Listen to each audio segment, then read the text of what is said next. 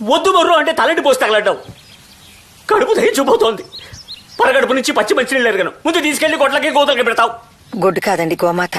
కళ్ళు దించుకుపోతే లెంపలేసుకోండి. ఆయనంతే. బాగుందా?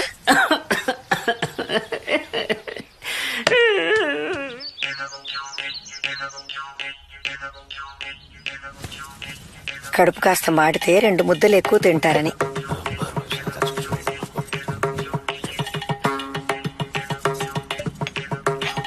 నెయ్యి, పొయ్యి,